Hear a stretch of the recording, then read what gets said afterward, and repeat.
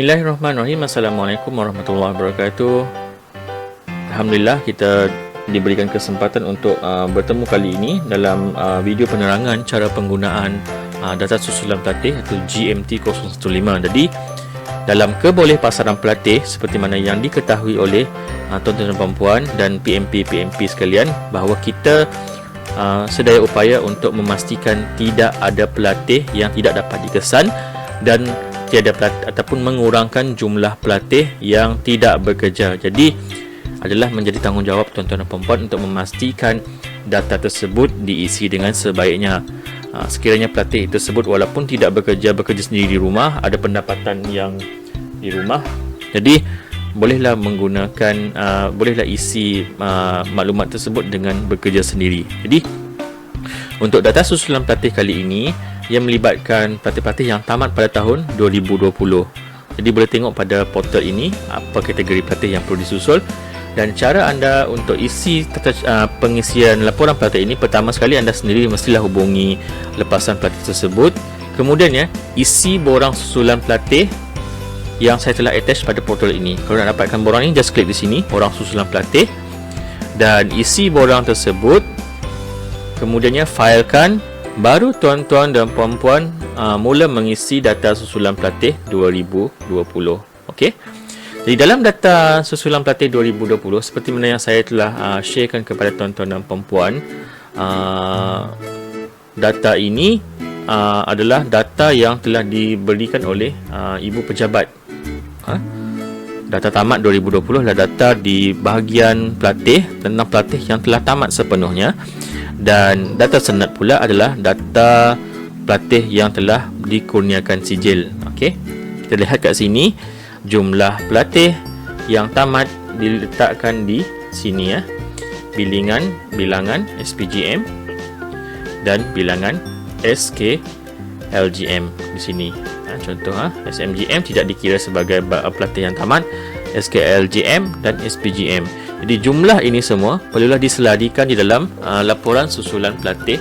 Okey tuan-tuan dan puan-puan, kita telah share dengan tuan-tuan dan puan-puan data pelatih tamat tahun 2020 seperti mana yang telah disediakan oleh pihak ibu pejabat, dan ini adalah format yang akan diisi, iaitu format GMT 015 yang telah diperbarui digabungkan sekali dengan format SPKG TVET.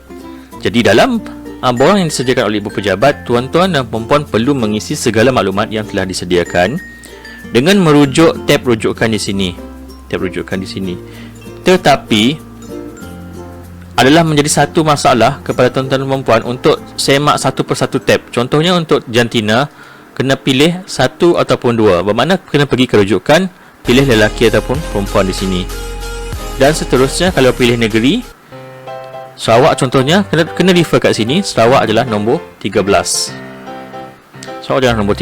Jadi ini akan menyukarkan proses pengisian. Jadi saya memudahkan tuan-tuan dan puan-puan.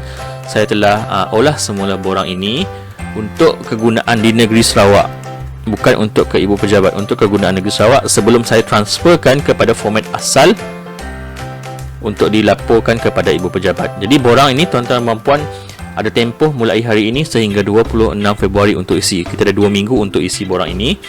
Dan saya telah pindahkan data tamat pelatih 2020 ke dalam pelaporan ini. Tuan-tuan dan puan-puan hanya isi dan semak semula data tersebut. Dan tuan-tuan dan puan-puan hanya perlu isi maklumat yang berwarna merah ini. Contoh, kita ambil contoh pelatih ini, kita isi di sini, letakkan email dia. Contoh kita letak email. Kalau tak ada email, tulis tiada. Telefon rumah. Okey. Kalau tiada telefon rumah, tulis tiada. Dia akan bertukar warna putih. Dan kemudian letakkan alamat rumah yang terkini. Hubungi pelatih dan tanya maklumat rumah tersebut. Contohnya alamat rumah tersebut kat sini.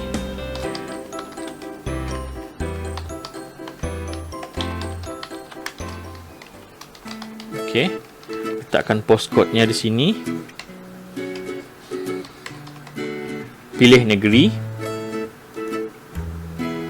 Contoh negeri dan pilih daerah.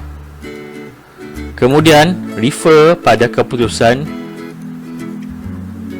pelatih tersebut semester lepas. Contohnya dia dapat 3.25. Dan terus ke bahagian sini, pastikan semak betul pelatih masuk pada bulan berapa dan tamat pada bulan berapa. Dan tuan-tuan dan puan-puan seterusnya isi susulan pelatih di sini. Contoh pelatih ini, dia katakan dia bekerja luar bidang. Dia khusus komputer tetapi bekerja luar bidang. Ini akan berwarna biru dan tuan-tuan dan puan-puan perlu isi maklumat yang bertanda biru. Okey, katakan dia bekerja luar bidang. Contohnya dia bekerja sebagai pegawai takbir contoh.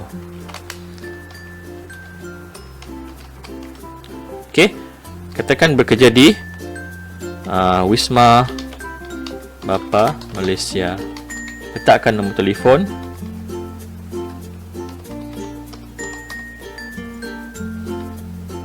Okey, jawatan, contoh jawatan pegawai tadbir. Okey, kat sini bidang pekerjaannya katakan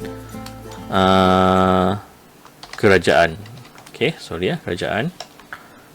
Dan letakkan di bahagian hujung pendapatan, anggaran pendapatan. Katakan pendapatan yang diperolehi oleh pelatih ini 2,000 ataupun 1,500 dan letakkan tahun untuk dikemaskini. Contohnya kita kemaskini pada bulan Februari 2021. Dan sekiranya pendapatan dia melebihi daripada 2,000, kita akan pertimbangkan untuk dimasukkan ke dalam laporan jejak kerjaya. Jadi sebarang permasalahan mengenai laporan ini, tuan-tuan dan puan-puan bolehlah hubungi PPI untuk sebarang makluman yang lanjut. Jadi saya mohon tuan-tuan dan puan-puan untuk dapat mengisi laporan ini sebelum tarikh 26 Februari. Dan saya bagi pihak negeri memohon untuk meminimumkan pelatih yang tidak bekerja dan tidak dapat dihubungi. Adalah menjadi usaha tuan-tuan dan puan-puan untuk memastikan bilangan ini untuk dikurangkan, ataupun kalau boleh tidak adalah pemilihan tidak bekerja ataupun tidak dapat dihubungi ini. Ini untuk memastikan kebolehpasaran pelatih kita mencapai sekurang-kurangnya 85% ke atas. Okey, tuan-tuan dan puan-puan, demikianlah tadi cara untuk mengisi susulan pelatih tahun 2020. Dan mohon untuk kerjasama tuan-tuan dan puan-puan di pusat untuk melengkapkan laporan ini sebelum 26 Februari tahun 2021.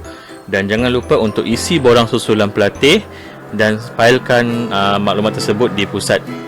Dan perlu diperingatkan untuk meminimumkan jumlah tidak bekerja dan tidak dapat dihubungi, serta kita cuba untuk mencapai target kebolehpasaran melebihi 85%. Jadi sehingga itu saya sudahi dengan wabillahi taufiq hidayah. Wassalamualaikum warahmatullahi wabarakatuh.